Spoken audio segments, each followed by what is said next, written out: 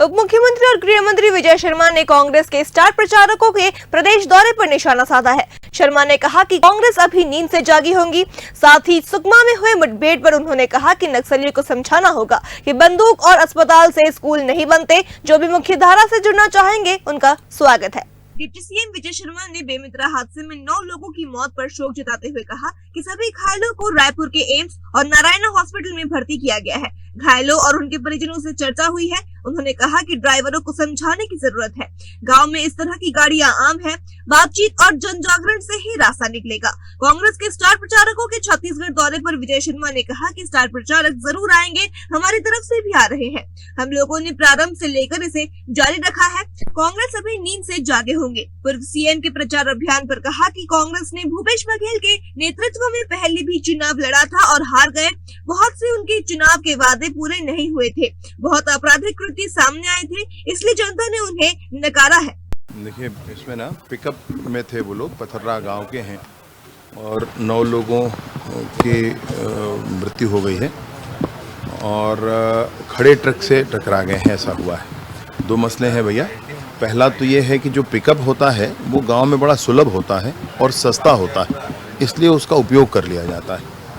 आप एकदम से उसको कानूनन मना करें, ये अलग मामला है कि कानून क्या कहता है, उसमें क्या नियोजन अच्छे से हो सकता है, उस पर ध्यान देना पड़ेगा। कुछ लोग यहाँ पे अभी श्री नारायणा में और एम्स में भर्ती हैं। उन लोगों से भी बात हुई है।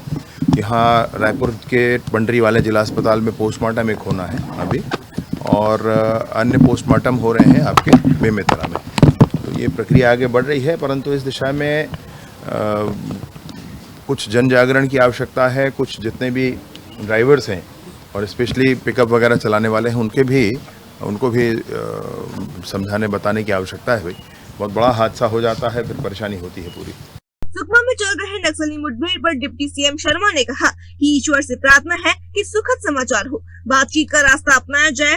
नक्सलियों को समझाना होगा कि बंदूक से अस्पताल स्कूल नहीं बनते। जल जंगल जमीन उनका है, वे कहते हैं तो चर्चा कर फाइनल कर ले। ऐसे ही पहल की जा सकती है, वे वीडियो कॉल पर ही बात कर ले। नक्सलियों के लिए पुनर्वास की अच्छी नीति हम लेकर आएंगे, उसकी घोषणा जल्द होगी। जो भी मुख्य धारा से जुड़ना चाहे उनका स्वागत है। और फिर से आप सभी के माध्यम से मैं पुनः अपील करना चाहता हूँ कि बातचीत का रास्ता अपनाया जाए।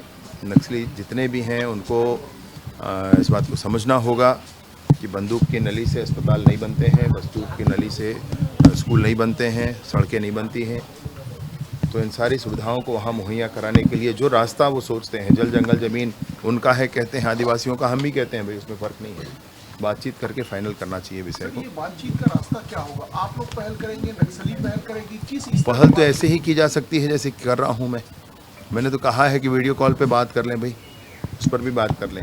एक अकेला, दो लोग, छोटा समूह, बड़ा समूह, जैसे भी चाहते हैं बात कर लें। माननीय मुख्यमंत्री जी ने भी बहुत स्पष्टता के साथ इस विषय को कहा हुआ है कि बातचीत करें और ख़त्म करें, और पुनर्वास की अच्छी नीति के साथ हम लोग सामने हैं। अब उसकी घोषणा भी जल्दी